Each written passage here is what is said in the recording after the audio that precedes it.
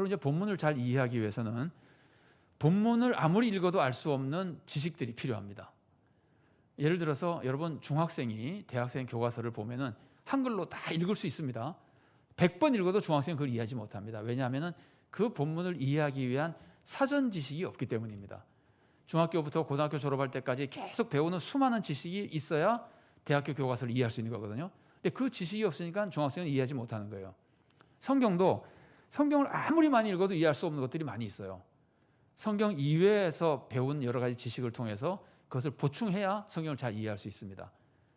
그래서 성경 이외에서 오는 지식이 필요하다고 해서 이걸 우리가 성경 해석할 때는 외부 지식이라고 그래요. 외부 지식이 있어야 성경을 잘 이해할 수 있어요. 그래서 목사님들이 설교할 때 성경 이외 다른 책을 보는 거예요. 성경 이외 다른 책을 보지 않으면 성경을 잘 이해할 수가 없어요. 그래서 다른 책을 보고 다른 책에서 나온 역사적인 배경이나 뭐 지리적인 배경이나 인물에 대한 배경이나 이런 걸 공부해서 성경 내용을 설명하고 그래서 성경 말씀을 잘 이해하도록 하는 겁니다. 그러니까 목사님들이 그런 사역을 많이 하시는 겁니다. 말씀을 준비할 때. 그래서 이건 성도님들이 보통 일상적으로 자신이 하는 건 아니고 성경을 성경을 가르치는 분들의 도움을 받아서 이제 이런 도움을 받는다고 보면 되고요. 또 한 가지는 성경책 안에서 얻을 수 있는 지식이 있습니다. 여러분 영화를 만일에 보신다면은 어떤 영화를 보더라도 영화 중간부터 봐가지고는 의미를 잘 이해하지 못합니다. 왜냐하면 처음부터 지금까지 있었던 사건을 모르는 상태에서 영화를 보기 때문에 모르는 겁니다.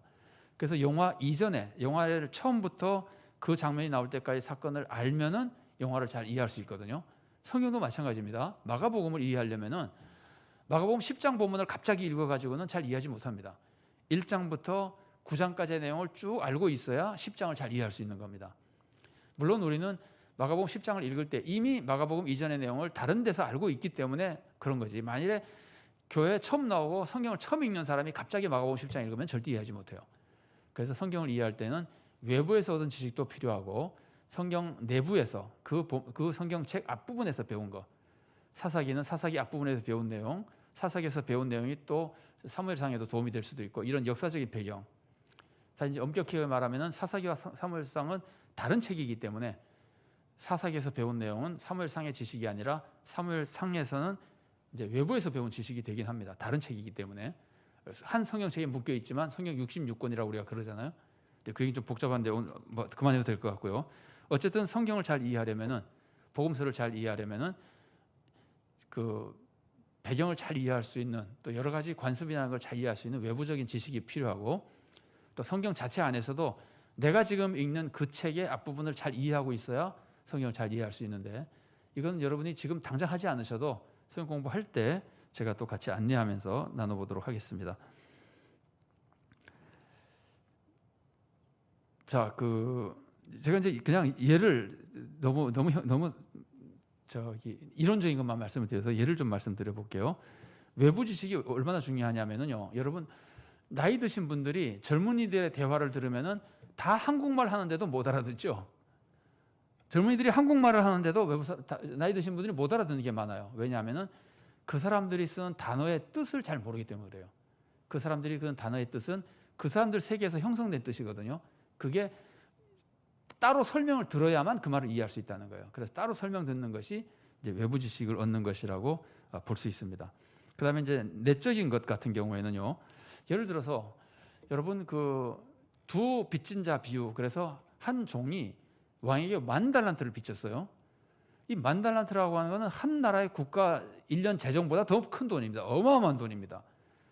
근데 이제 도저히 못 갚죠. 도저히 못 갚으니까 왕이 탕감해 줘 버렸어요. 그러면 탕감받은 이 종이 나가서 자기에게 100데나리온 빚진 자를 탕감하지 않고 용서하지 않고 그냥 감옥에 집어넣어 버리니까 왕이 이 탕감해줬던 이 10,000달란트 탕감해준 종에게 굉장히 가혹하게 대하죠. 다시 다 취소해버리고 그것 갚을 때까지 감옥에 집어넣어서 고문당하게 만들거든요. 그 성경에는 그게 고문자입니다. 감옥에 집어넣어서 감옥에 집어넣을 때 이게 고문자를 만나게 만드는 겁니다. 그러니까 굉장히 고통을 주거든요. 그리고 빚도 다 이제 탕감을 다 취소해버리고 이렇게 엄청나게 왕이 가혹하게 한 행동이 도대체 왜 그런 것일까? 이거는 그 앞에서까지 예수님이 가르치는 하나님이 남을 용서해줘야 너도 용서받는다고 그 산상설교에서부터 계속해서 가르쳐준 내용이거든요. 이런 내용들, 하나님의 섭리, 하나님이 어떤 분인지에 대해서 잘 알면은 이 말씀을 좀 더 잘 이해할 수 있고 또 이 말씀을 통해서 하나님의 섭리를 더 깊이 깨달을 수 있게 되는 겁니다. 이런 것들이 그 성경 내적인 지식을 통해서 본문을 더 잘 이해할 수 있는 모습이라고 볼 수 있습니다. 자, 그다음에 본문을 적용해야 되잖아요. 본문 해석하는 것은 그런 것인데 성도님들도 사실은 그런 생각을 하면서 성경 읽으면은요, 그런 걸 잘 모르고 관심 없이 읽었던 때보다는 성경 훨씬 더 잘 이해할 수 있습니다. 제가 좀 그 재미로 말씀드리면은 제가 성경 해석에 대해서 강의를 여러 군데 가서 해봤었는데 어느 교회 일반 청년이에요. 청년부 특강으로 이 강의를 했더니 청년 하는 얘기가 나중에 그 강의를 들은 다음에 성경을 이전처럼 읽게끔 안 되고 자꾸 이렇게 그런 거 생각하면서 성경을 깊이 있게 이해하게 되더라고 그러더라고요. 좀 특별하게 관심 있는 청년이라 그럴 수도 있지만 그래서 이런 방법을 그냥 참고로 한번 좀 들어놓고 또 제가 성경 공부를 할 때 그런 것들을 가끔 끄집어내서 해드릴 것이기 때문에 그때마다 참고하시면 좋을 것 같습니다. 이제 본문 해석이고 그래서 본문을 적용해야 되잖아요.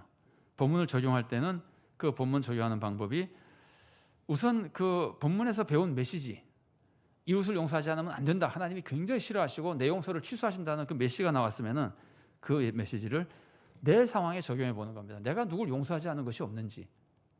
그 다음에 그 다른 사람을 비판하려는 것이 아니라 주위에서 내가 봤을 때 이 사람들과의 관계는 서로 용서하지 않아서 이렇게 심각한 문제가 생겼구나 하는 것들을 생각해 보면서 우리들의 삶에 자꾸 적용해 보는 겁니다. 이게 이제 적용하는 모습인데 첫 번째로는 나에게 적용하는 게 가장 중요하고 내가 잘 생각 안 나면은 특정하게 눈에 띄는 사건들 주위에서 보면서 그게 그거였구나 하는 거를 함께 나누거나 생각해 보는 것. 이게 이제 적용하는데 많이 도움이 됩니다. 근데 적용할 때 특별히 조심해야 될 것은 남을 비판하는 데 이용하면 안 됩니다. 성경 말씀을 듣고 딱 적용할 때 다른 사람에게 적용하면서 저놈 나쁜 놈 이렇게 하면은 아무런 의미가 없습니다. 다른 사람 비판해서 나에게 무슨 유익이 됩니까? 적용은 항상 나를 중심으로 하는 것이고 상황에서 이해를 하더라도 결국 나에게 적용시켜야 됩니다. 그러니까 적용은 남을 비판하는 데 쓰는 것이 아니라고 하는 걸 우리가 꼭 기억할 필요가 있습니다. 그리고 이제 다른 사람에게서 무슨 모습을 봤다 하더라도 그것을 나는 그러지 않겠다고 하는 나에게 항상 초점을 나에게 적용시켜야 됩니다. 그리고 서로 얘기를 나눌 경우가 생기면은요, 조에서 우리는 사실은 코로나 이전에는 같이 나눴었잖아요. 이제 코로나만 또 풀리면은 우리가 또 다시 성경 공부는 조별로 토요일을 가져야 됩니다. 그래서 조별 토요일을 가질 텐데 같이 조별 토요일을 할 때 우리가 꼭 기억해야 될 것이 남을 비판하는 데 목적을 두지 않고 첫 번째로는 두 번째로는 반대 의견을 될 수 있는 대로 하지 않습니다. 어떤 사람이 얘기하는 것이 나는 이렇게 느꼈습니다. 그러면은 말도 안 돼. 이런 얘기하는 게 아니라 그렇게 느꼈다 그러면은 그렇게 느낀 그 사람의 생각을 존중해주고 그렇게 느낀 상황에서 어떻게 함께 성경을 배울 수 있느냐를 계속해서 긍정적으로 찾아나가야 됩니다. 다른 사람이 말할 때마다 이 사람은 이게 틀렸고 저 사람은 저게 틀렸고 그러면 토의가 안 돼요. 말하기도 나중에 싫어지고 그 사람의 말을 들음으로써 우리가 함께 도움을 받으려고 그러는 건데 말하는 걸 다 거부하면 안 돼요. 그래서 토의할 때는 이 다른 사람에게 반대 의견을 될 수 있는 대로 말하지 않는 것이 중요합니다. 물론 명백하게 교리적으로나 문제가 있을 때는 조심스럽게 말할 수도 있고 또 지도자가 잘 이끌어갈 수 있지만 기본적인 자세는 남이 한 얘기에 대해서 좀 나하고 생각이 달라도 반대 의견을 쉽게 말하지 않는 것이 토의에 굉장히 유익합니다. 그리고 이제 세 번째는 토의할 때는 항상 허심탄회하게 진실을 말하는 겁니다. 진실을 말하지 않으면은 아무에게도 도움을 주지 못합니다. 꼭 진실을 말해야 되고 이 진실을 말하기 위해서 아까 제가 성경 공부에 중요한 게 교제라 그랬잖아요.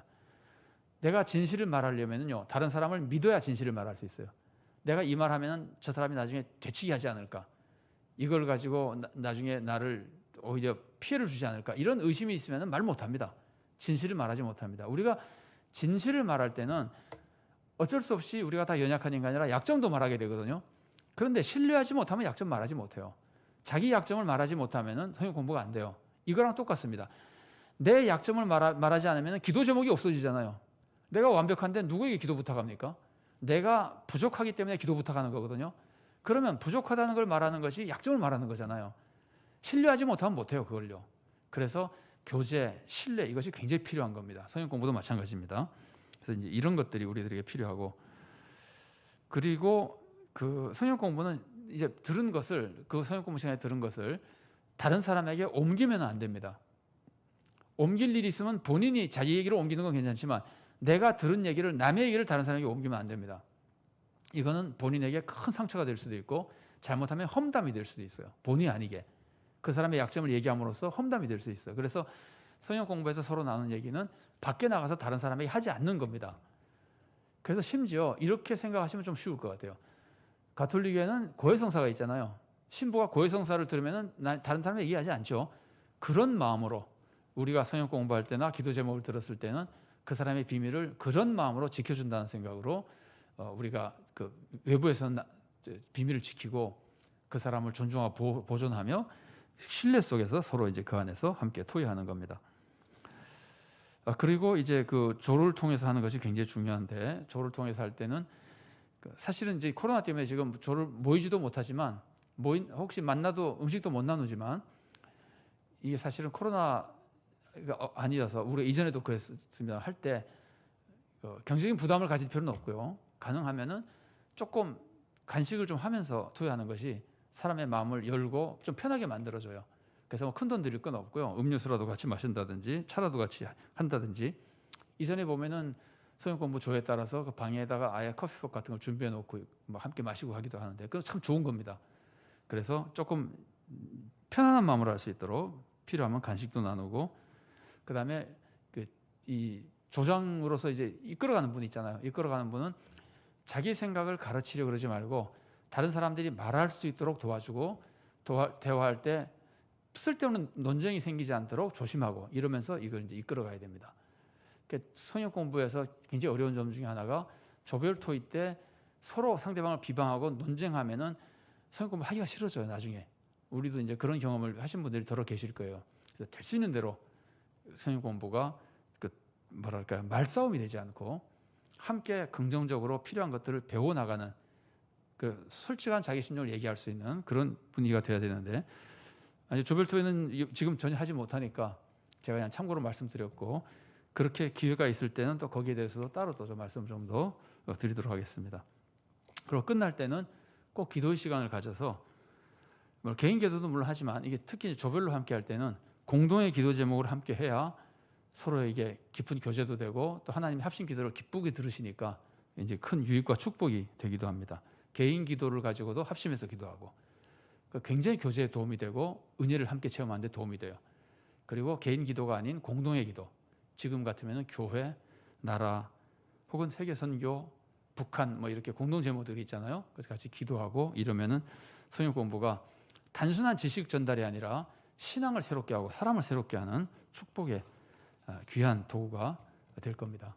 그래서 이런 방법들을 늘 염두에 두시고 다음 주부터는 예수님의 생애에 대해서 함께 생애와 사역에 대해서 제가 임의로 선정한 52개 정도의 주제를 가지고 52주에 걸쳐서 함께 나누도록 하겠습니다.